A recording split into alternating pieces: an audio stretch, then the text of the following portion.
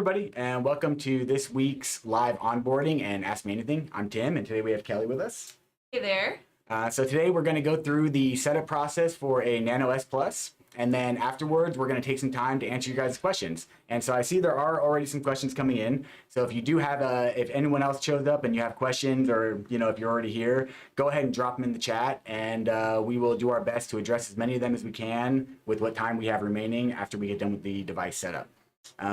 So real quick before we get started, if you enjoy this content and if you find it valuable, then please consider dropping a like and subscribing to our channel. That way the algorithm works in our favor and we get the information out to as many people as possible.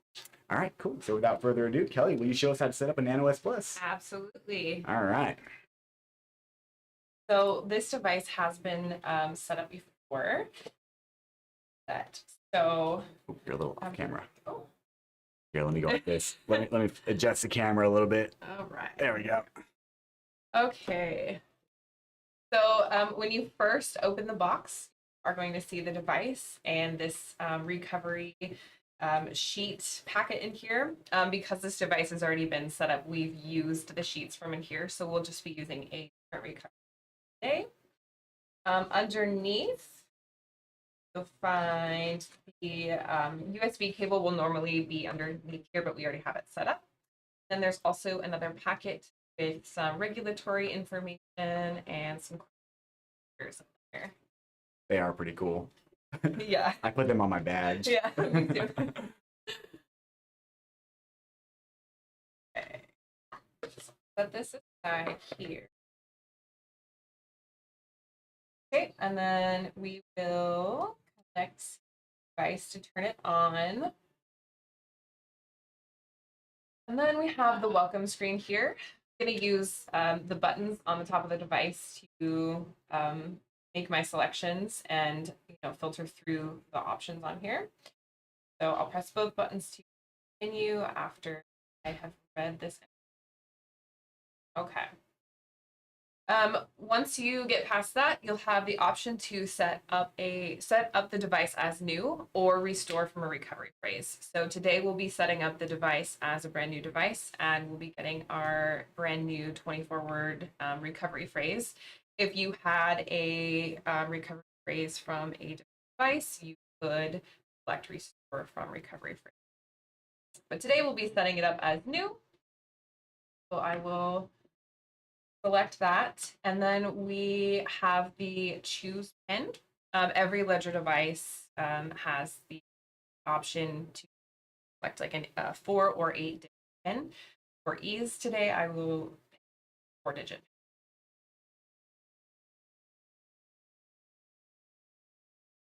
And then after you entered it the first time, it's going to ask you to confirm your PIN. So confirm it again. I'm just using the buttons on the top to go like left to right, and then confirm that is my PIN. Now we are brought to the write down your recovery phrase screen. And this is one of the most important steps of the process. Your recovery phrase is the master key to your assets. So you want to make sure this is written down correctly and stored safely. So while I am writing these down, Tim, do you want to kind of go over the importance of recovery phrases? I can definitely do that. Cool. Yeah. All right. Cool. So while Kelly's doing that, you can follow along with what she's doing. So basically the recovery phrase for your Nano that you set up, it is pulled from a list of, let's take a step back and just talk about recovery. Kelly already mentioned that it's your master private key, and we really can't stress enough the importance of your recovery phrase.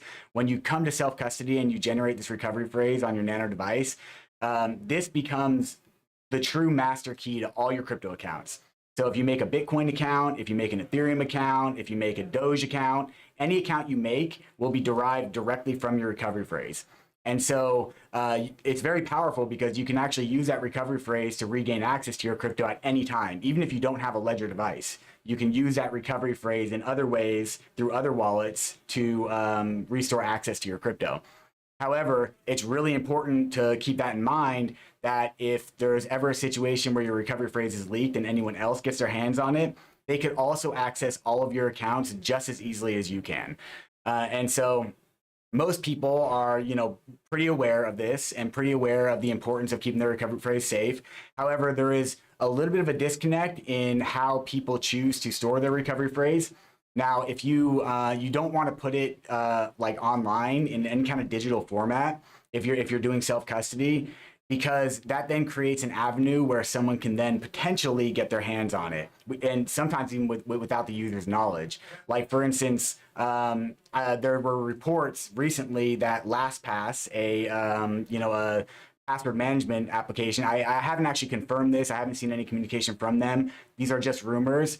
But it's a really good reminder that if you were to store your recovery phrase in a service such as a password manager like that company now has that information stored on their servers, and no matter how secure that it claims to be, if anything were to happen, any kind of breach or any kind of data leak from that company, now your recovery phrase has been leaked.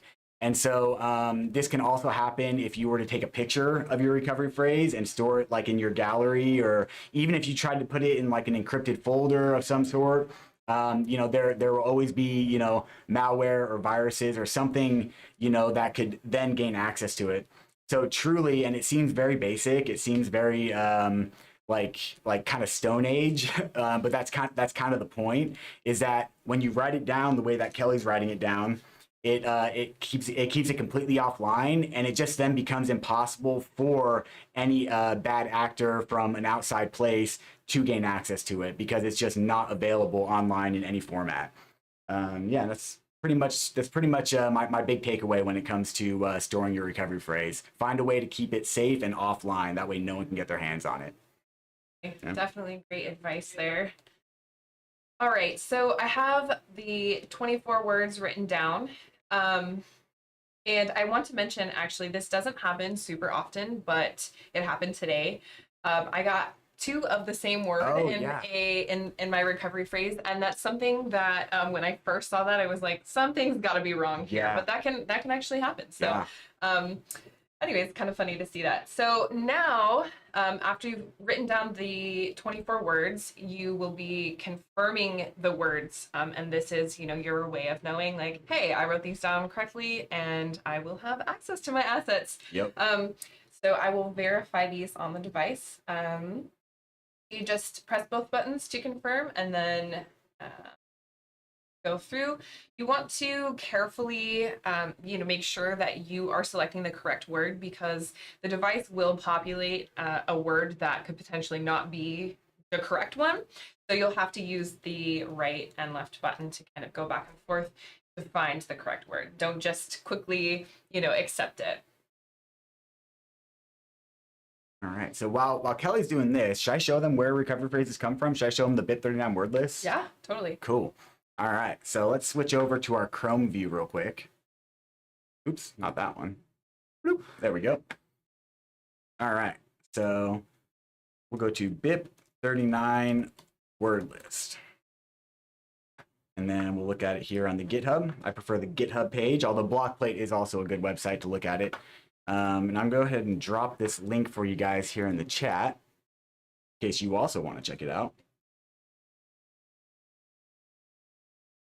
So the BIP39 word list this is where all recovery phrases come from.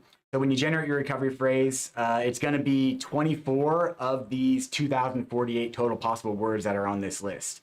And so if you ever had a situation where in the future where you're trying to like re-import your recovery phrase and it's not working, like you're deriving different accounts, then there's a good chance that maybe a mistake was made somewhere, either in you importing the recovery phrase, because it's really easy to accidentally select the wrong word as you're entering in letters to put in your words. And I'll give you an example. If you scroll down to the B section, this is probably the best, and because they're right next to each other. Yep, yeah. I always use that as an example. Yeah. So blue and blur. So imagine a scenario where you write down where your word is blue and you're writing maybe a little messy and you're just kind of scrawling it real quick and it maybe looks like blur. Now, if you were to use blur instead of blue, but the actual word is blue, then you're going to derive completely different accounts. And then that can create a lot of confusion. And so one powerful tool is to come and look at the BIP39 word list if you ever run into that situation, and kind of compare your words to the words on the list and see if there's any one that maybe looks similar, and then try that word instead. Like, oh, maybe I wrote it down wrong or something. So this is the best resource for that. For sure. All right. So I have verified the 24 words, and now it's asking to press both buttons to continue. Processing. This doesn't take long. And then the device displays your device is ready. So you are ready to go. You can press both buttons to go back to the device dashboard, and then you'll see the option to install an app. And this is where we will connect to Ledger Live. Let's do it. Yeah. Okay. Oh, here, grab the mouse. Yeah. All right. Are we on the right this screen guy here? right here. Yep. Let's see. Oh wait, here I gotta Oh yeah. bring the mouse over somehow Yeah. here. Down through the center. There we go. Okay. All right. So this is a Nano S Plus. So that's what we'll select here.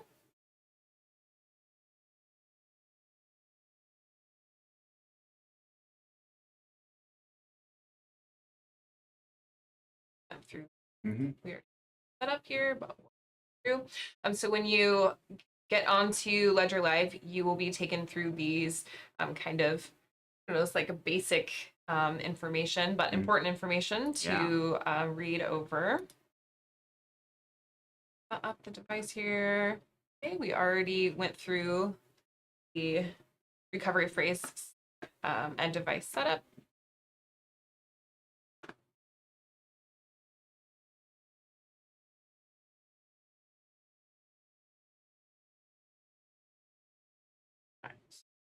I love this, like. Yeah, it's improved so much. Yeah. Okay. So this would be this option to set the device up like this. Kind of walks you through the same process that I just went through. But it's all, I find it really cool that you don't really need Ledger Live at all to set up a device. And you don't even need a computer. You can plug it into a wall outlet and totally set it up completely offline, and then later come in like Kelly's doing right now and connect to Ledger Live. All right. Here is the genuine check for the device. And this is how you verify the device is genuine. As long as you pass this genuine check, you can safely use the device knowing that it hasn't been tampered with or anything like that. If it has been tampered with, it won't pass a genuine check, and you will not be able to use Ledger Live at all. So being able to get on here, connect your device, and use Ledger Live is just a really a great way of knowing, like, okay, my device is safe. Yep. Yeah. Okay, so now the device is prompting me to connect, and I'm going to accept that connection. Okay, and then it displays that the device is genuine and we are good to go. So now you will see the full screen of Ledger Live, but you won't have all the options yet here. So when you want to, should we add an account? Yeah, sure. Yeah, Let's do it. Okay. So when you want to go ahead and add an account, it's you would start in portfolio rather than your accounts tab here. So we'll just add an ETH account.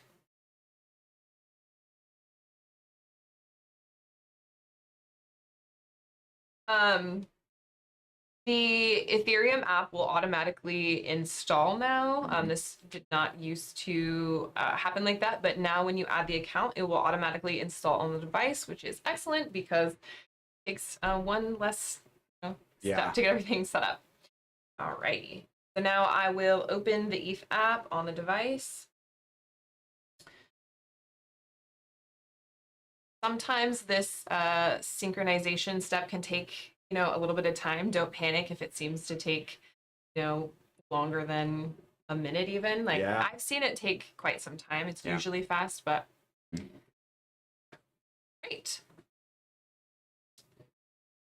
Add this account. Okay, so the account has been added successfully. Once you've done that, then you will see all of these other options become available in Ledger Live. you can head to your accounts tab. And then here you'll see your, accounts displayed. So we just added the Ethereum account and it's displayed here. When you, like right after you set up, I would suggest going to the My Ledger tab. And here you will see any updates that might be pending for your device. So you want to, always make sure Ledger Live is up to date and your device firmware is up to date. This device is already up to date on version 1.1.0, but if there was an update available, it would have like a banner here telling me to update the device. So before you, make any other moves, I highly suggest making sure that's all completed. Yeah. Yeah. Hey. Sweet. Nice. Yeah. Yeah. Do you want to transition? Looks like we got a bunch of questions in here. Yeah, let's do it. Let's do it. I'm going to make this a little bit bigger. Okay. So that we can actually read it without squinting. There we go. That's nice. All right, cool. Yeah, so we're just going to start at the top now, and we're going to go down and we're going to address as many of these questions as we can. All right, so we got good day is asking, might be a dumb question. First off, there are no dumb questions. This stuff is incredibly confusing. It can be, yeah. Yeah, Totally. and so so don't worry about about that. Like if you have a question, we got you, if we can. So if you send USDC on Polygon network from exchange to Ledger Live, will it show up in Polygon account? Correct? And the answer is yeah, it should. Yeah. So when you're on your exchange, if you go in and like when you do the withdrawal, you usually have an option to select the network you want to withdraw to. And so as long as you select whatever network you have selected on the exchange, that's the network it's going to send over to. And now your Polygon address and your ETH address will be exactly the same, but they are different networks. And so you can actually send USDC to either one depending on which network you select. Yeah. All right. Looks like Ollie CH is asking about the Ledger Recover feature. No, it wasn't canceled. Nope, it's still coming out. Let's see. It looks like Ollie CH has a lot of questions. How do you feel about this one, Kelly? Yeah. When I store USD on Ledger, on Optimism or Arbitrum blockchain, and when I send from Ledger to another wallet, my gas fees deduct from which coin? Optimism, Ethereum, or Arbitrum. It depends on what network it's on, and it will be the parent account of the token you're sending. So it's hard to say for sure without knowing what network. Yeah. Yeah. I believe specifically with Optimism and Arbitrum, because they're ETH layer 2s, you would pay an ETH for those. Okay. Yeah. Yeah. But it's again really tricky because then if you're like Kelly was saying, if you're talking about like Polygon or other EVM chains, it's always going to be the network token for that one. Right.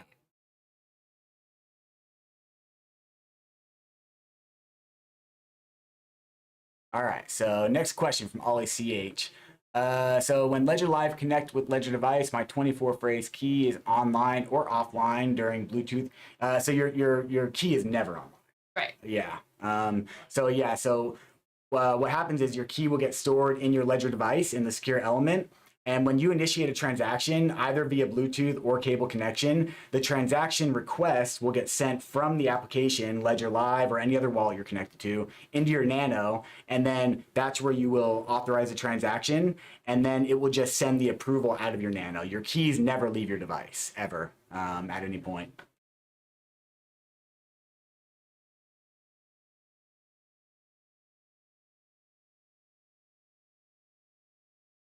This is an interesting question right here. How are you with Tron? Kind of a confusing blockchain. Yeah. So Ollie Seats also asking, so when I send USDT ERC20 from Ledger Live to other wallets and the gas fee is $1.50 in Ethereum, but USDT TRC20 gas fee is TRX, like $4. Why so high? Please fix your gas fee. Yeah. Do you want to go for it, or do you want me to? I mean, the gas fees are basically dependent on like the network activity, so that's Yeah. not something that we just Yep. you can monitor it and keep an eye on what the fees are, and they do vary slightly throughout the Yeah. day. On Tron, it's not going to be a really big fluctuation, Yeah. but that's not something we're able to change. Yeah. Yeah. All your accounts that you create in Ledger Live, they're created directly on the blockchain. So any gas fee that you pay is just going to be a network requirement. We don't take any cut. We don't charge any additional fees on top of what it just costs to send coins from Ledger Live. So yeah, we really don't have any control of that. And specifically with Tron, it's a little weird because Tron uses energy and bandwidth, and so your and you only have a certain amount of that, and you can make more of it by staking your Tron. And so you can use that in place of TRX to send network transaction to pay the network transaction fees. However, there's a finite amount. Even if you have a lot of TRX stake, there's always a finite amount. So like you may have a situation where like the first one or two transactions you make in a day or in a week from your Tron account are like very, very low and or basically free because you're using energy and bandwidth. But once you run out of that, then you have to pay the fee in the TRX. And so that's probably what you were experiencing. If you had a 50 TRX, there was probably a spike in volume on the network, fees went up, and you just had to pay that if you wanted to do that.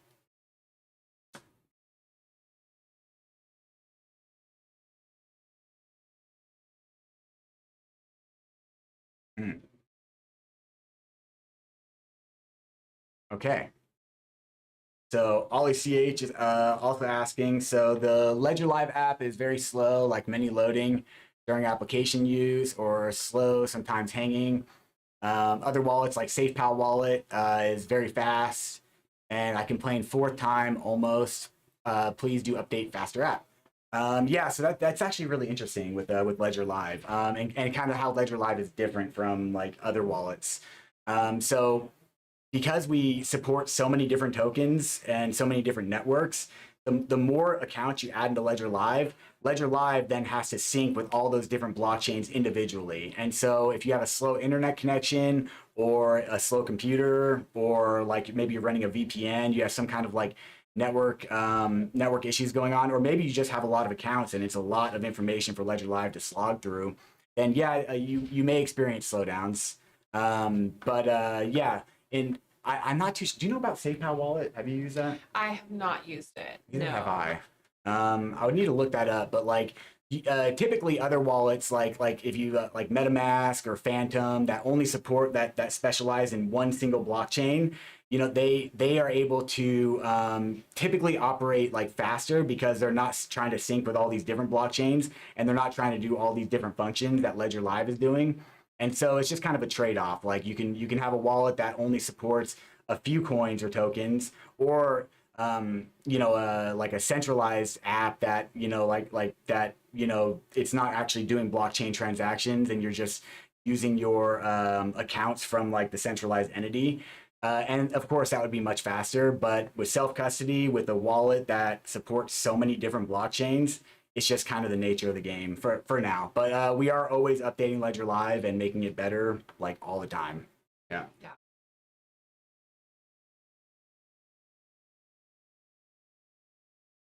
Okay. Oh, okay. Here we go. Yeah. You wanna? Yeah. Yeah. So Eric Silva. I can't transfer Ethereum to my ledger. It says I have to do the update. Can you take steps? Okay. I'm assuming it's either a device firmware update or application update or both. Yeah. Could be Yeah. both. Yeah. Yeah. So basically, yeah, you would want to go first. Make sure in Ledger Live it's fully up to date. So open up Ledger Live. Go to this little gear icon up here. Click on the help, or not the help, the about tab. Yep. And the latest version is 2.69. So if you're not on 2.69 and you're on older version, then you're going to want to click the update button on the top banner.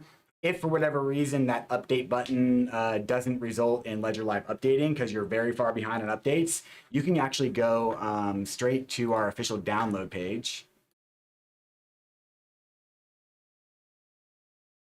Download Ledger. Bloop.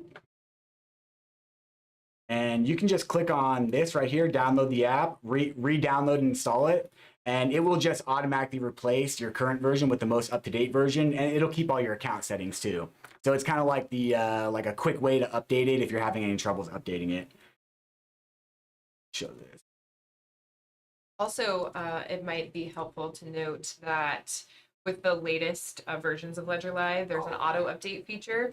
And if it says close Ledger Live to update, and you might think like, oh, just, minimize it or close it. You want to make sure you completely quit Ledger Live. And then when you restart it, it should be up to date. Yeah. Yep. Good point. Good point. Okay. So once you're in Ledger Live, you can go to back to the My Ledger tab, and then it's going to want us to unlock our device. Good thing I remember my PIN. Yep. Just set it up.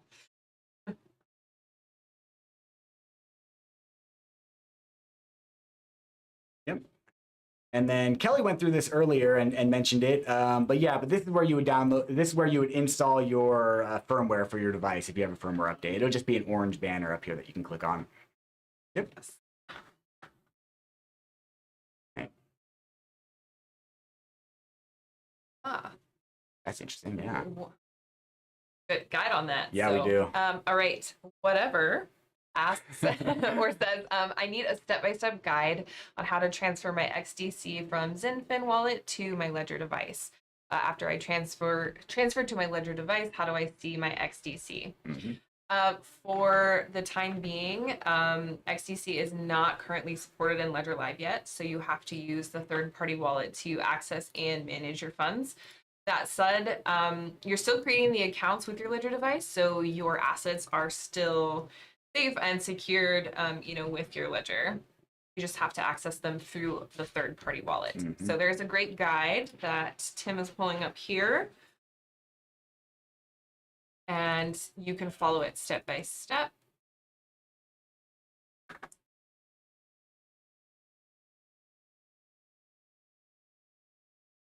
Does that the one? Was Does that cover? I just blindly shared it. Oh, it's okay. There's actually a new or newish wallet for XCC, and I know, but it looks like we've got it updated in there. Yeah, perfect. Yeah. It used to not be updated. Right. I think it was very recently updated. Awesome. Yep. So yeah, this is the most recent info. Yep, and there's even a video. Our Help Center Even article. better. Yeah. Love it. So awesome. Cool. All right. Ollie CH, if I want to enable Ledger Recover option, how can I activate? Please show me step by step. So the Ledger Recover option is not yet available. So and it's not yet showing in Ledger Live. So I won't be able to actually go through the setup process of it yet. However, once it is released, you better believe that we will go through the process on our live streams. However, it's going to be a new tab here. That will be for Ledger Recover, I believe, and then you can click on it and you can log into your Trust Services account and do everything that way. Yeah, maybe. Yeah, that's pretty much it. It's pretty much all I have for now. We're currently still playing around with it and getting everything going with our team, and yeah. So, but it will be released soon, and we will have much better documentation on how to go through that process once it's released.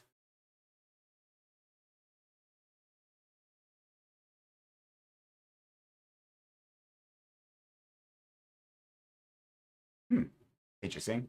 Rocky Gaming's asking why most of coin or every coin not listed and supported coin and ledger. So we do support quite a few coins and tokens in Ledger Live. Let me go ahead and just go back to Ledger Live.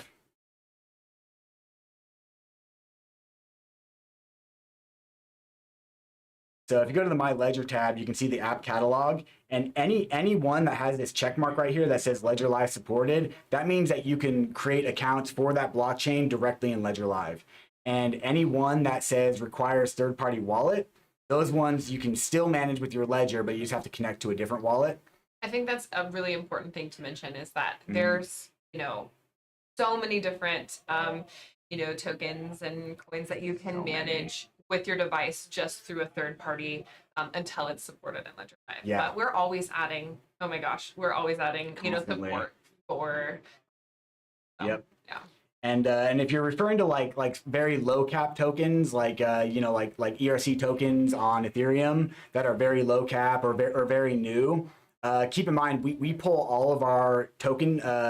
We use CoinGecko as our API to pull in token data. And so once it's listed on CoinGecko, within an update or two in Ledger Live, it will be supported automatically in Ledger Live. And so there is kind of a lagging on that, but one other thing you can do if you are talking about tokens on EVM chains, you can come to the Discover tab. You can go to Zerion. Yeah. Zerion is so cool. Yes, yes. I use Zerion constantly. And now you can actually like send and receive from Zerion, so it's even better. Yep. Yeah, so Zerion will actually detect any tokens that you have in your account that maybe aren't even supported in Ledger Live yet. But they will under this assets tab. Of course, this is a new nano. We don't have anything on it, but it will pull up all assets, and you're likely to see your tokens here if you don't see them in Ledger Live and you sent them to your ETH address. So yeah, check out Zerion, and then you'd be able to select your token, and then there'll be a little send button, and there's also a send button right here. You can make swaps. You can do all kinds of cool stuff. Oh.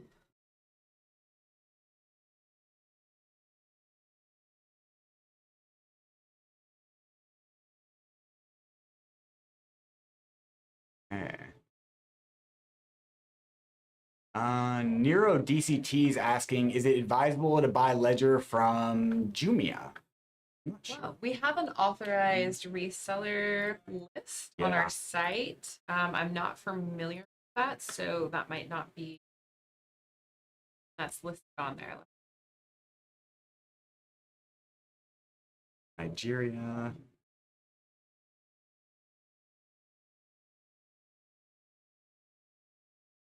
Oh, okay. Oh, okay. It's a company. Look at that. Okay, Yeah. cool. Okay. So, Authorized resellers? Yeah. On there, if that's listed. African Middle.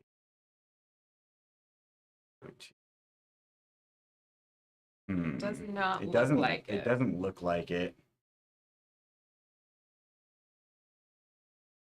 Yeah, it doesn't look like Jumia is listed as an authorized reseller. I'm gonna go ahead and share this list with you so you can look. This isn't to say that it's not safe to buy from there. Like I don't know about this company. However, it's not one of our authorized resellers, so make sure you proceed with caution. All right. Yeah. There we go. All right. Hey, thanks, Mordor TV. Much appreciated. All right. Robert, I'm not going to try to pronounce your last name. Arweave will ever be possible to be stored on Ledger? I believe so. I don't think it's supported directly in Ledger Live yet, but we're going to go ahead and verify that. Oop. Oh. Keeps timing out on this.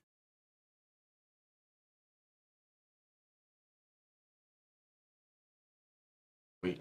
All right. Try that.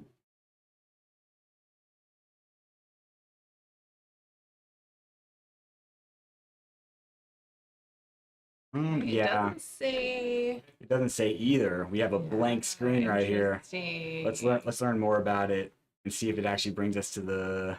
Nope. All right, so we're gonna go Arweave. We need to fix that. Yeah, we do need to fix that. Can you make a note of that? All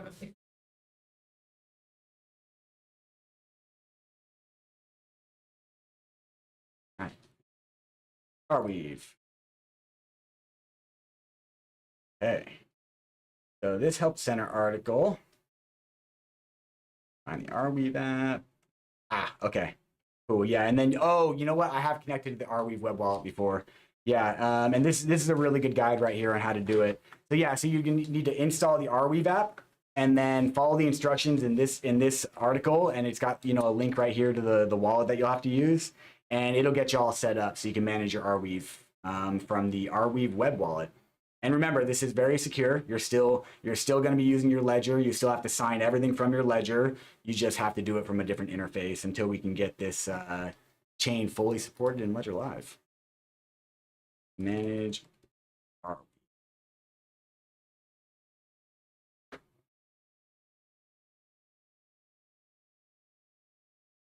Oh, this is a cool question from Steve Donaldson.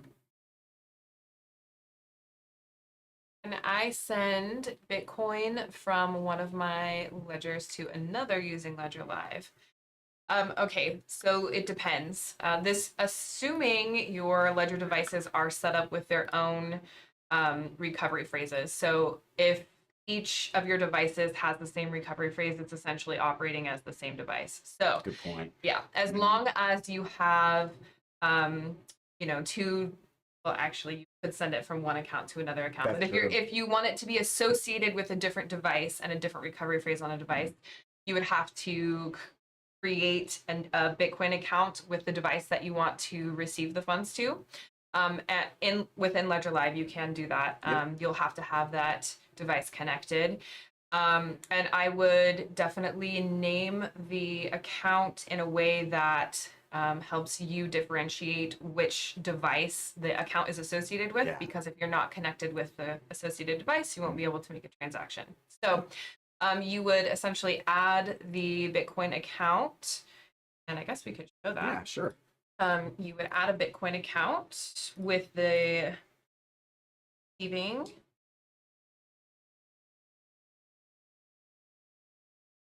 Bitcoin accounts do take slightly longer to get added into Live. Yep. But right now, app is being installed on the device. Okay, that's done.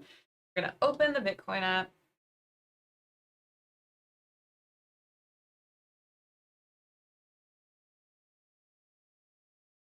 Okay, so here, can you actually name Yeah. from here? Yeah. So let's say you already had an existing funded Bitcoin account, and this is the one you're going to receive the funds to. You'd want to name it, Bitcoin, Bitcoin New Nano S Plus. So now that's the account, or that's the device that the account's associated with. Then you would go into the account, and you would generate a receiving address, copy that address. And once you have that, then you could go back to the other, okay, then you go back to the other account that you're sending it to, and then you would select send. I guess we can't show it without another one. Then you would receive to that account. You would enter the copied address and then send the funds over. Yeah. Yep.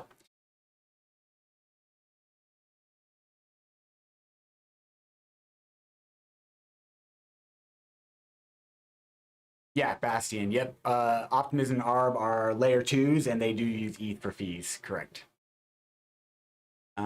Steve Donaldson. Is there a way for one person to have more than one Ledger Live account to separate crypto more clearly? So not at this time. So basically, you can add as many different accounts from as many different nanos as you want in Ledger Live, but there's not currently any kind of like a profile set up in Ledger Live. There are things in the works, but for now, the only thing that you can do is give your accounts unique names. That way, you know which nano it belongs to keep your account separated out. More updates will come in the future, but for now, that's the way to do it. Okay. Hero DC. How can I get the link to set up the Ledger device once I got the legal? Not sure. We do have an article for just setting up a Ledger device. Yeah. Let's do that.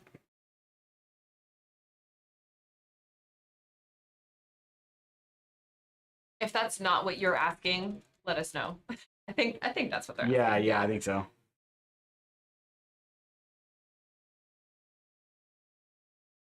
We'll just do this. So this does say specifically set up your Ledger Nano X, but this is going to be applicable for pretty much or for any Nano that you want to set up. The steps are very much the same. The only thing that's going to be different is the actual like button layout on the device, but the information and the steps are identical because they all run the same operating system. Okay. Set up Ledger Nano.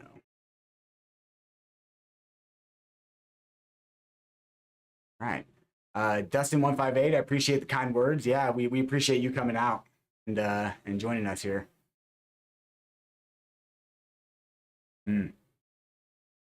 Hey, Dara, when will Ledger finally support Caspa? Last time you said you work on it with the Caspa team, but when will it be appeared on Ledger? I'm not sure about that. Yeah, that's always a tough question for us. Yeah.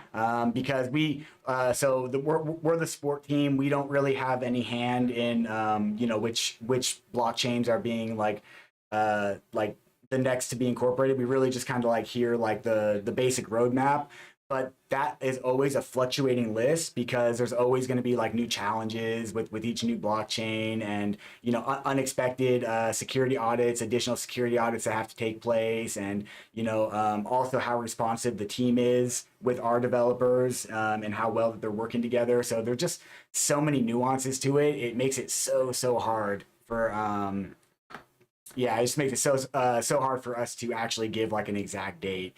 Usually it's like, okay, cool, we got it worked out, and then we'll get notified like a couple days before or like a couple weeks before, and they'll be like, hey, great news, guys! In the next version of Ledger Live, we're adding support for these coins, and so that's pretty much how we get notified. And our developer team are constantly their list of to-dos is immense, and they work around the clock to get that done.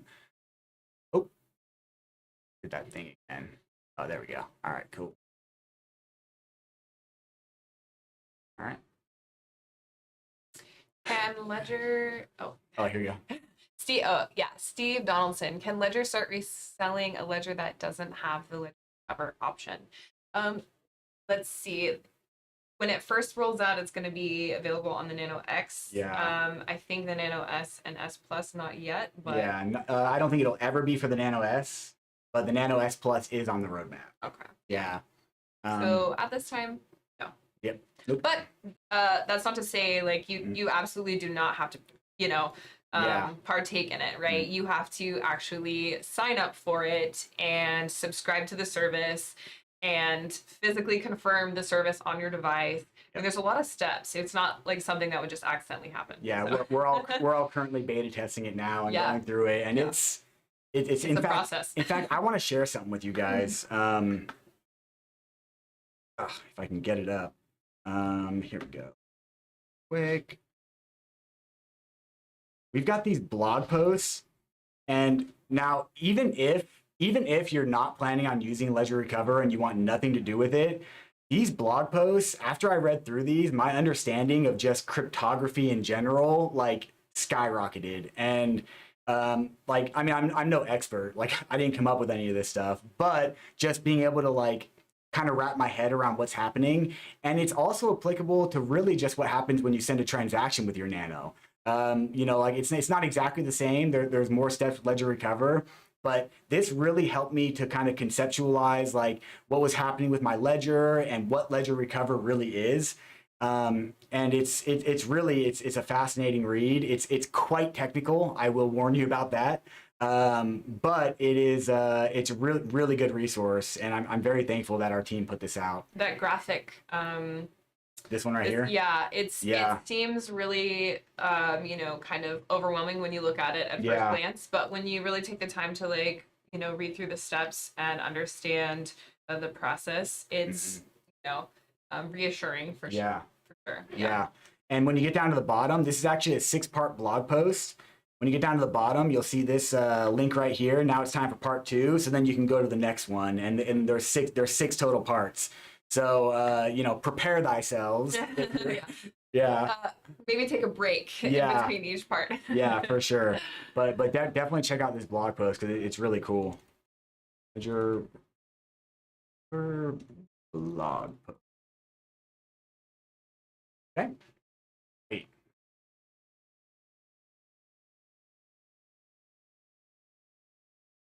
Oh, there we go. JT Enoch is asking, why does a mobile app and PC app show same balance? Yeah, that's a really cool question. Do you want to address it? Do you want me to? Why does it show the same balance? Yeah, it's a little confusing. So I'm interpreting the question as like if you have your accounts in Ledger Live Mobile and in desktop, like why would receiving funds into your account on the desktop also then reflect on the mobile app? And it's showing the exact same balance no matter what, no matter what you do. Once you, once you import the accounts, they're associated. So yeah, if you have a more technical, reasoning for that. The easiest way to think about it is your accounts don't actually live in Ledger Live. So Ledger Live is just a wallet interface that you're using to view your accounts that exist on the blockchain. It's full self-custody. And so that means that you can add your accounts anywhere you want all over the place. Let's say you have an Ethereum account. You can add it to Ledger Live Desktop. You can add it to Ledger Live Mobile. You can add it to your friend's computer in Ledger Live Desktop. You can import your ETH account into MetaMask or into Phantom or into any other compatible wallet for that. And any change you make from any single one of those wallets will immediately reflect in all the accounts that you have it imported in, because they're all pulling data. They're all pulling the data for your account from the same source, which is directly from the blockchain. Yeah. Yeah, it's a cool question.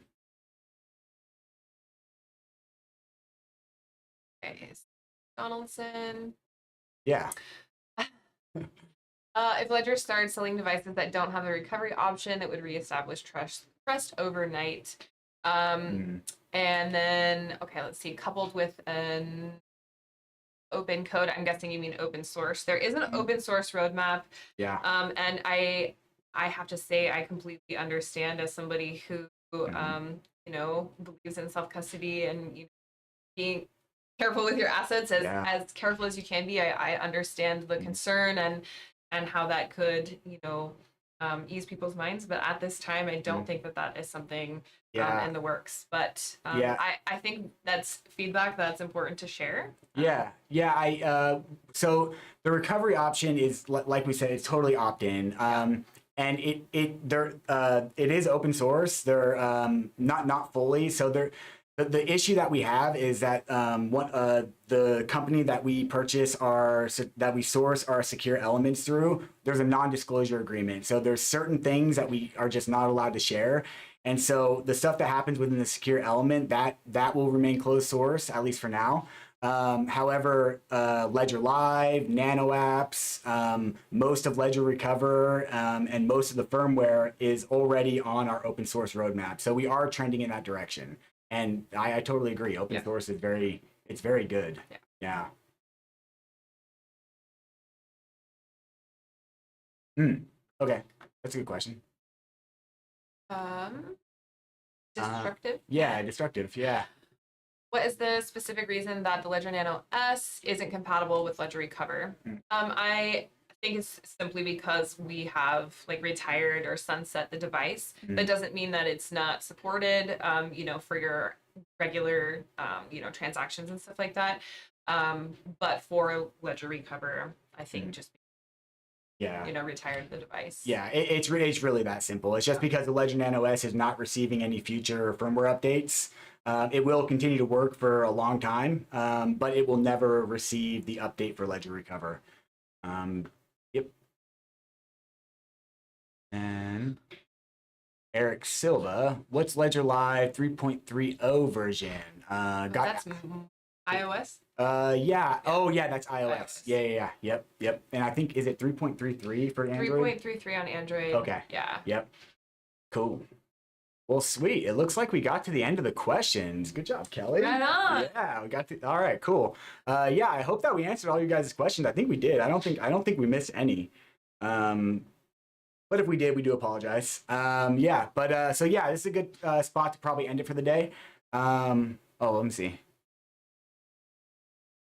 Can Ledger be delivered? Let's look into that real quick. I do seem to remember that there might be some sort of customs on really? crypto related things there. Okay. From my case a while ago. So Oh, really? yeah. Okay. So it's not showing up as a unavailable country. We do have some countries that, for legal reasons, that we're just not allowed to ship to, and that list can be found right here. Make it available now. Yeah.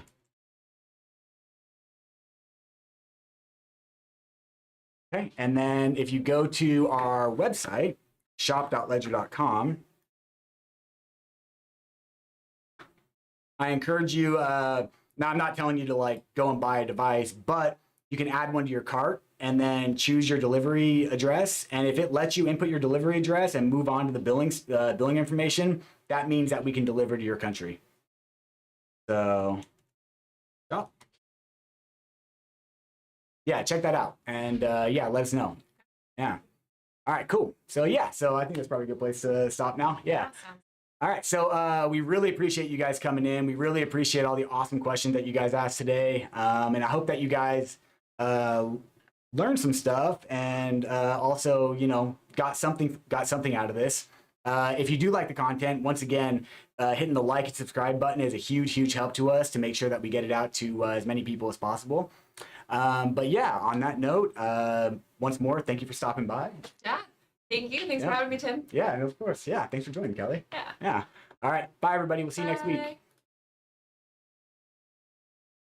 Ooh, actually.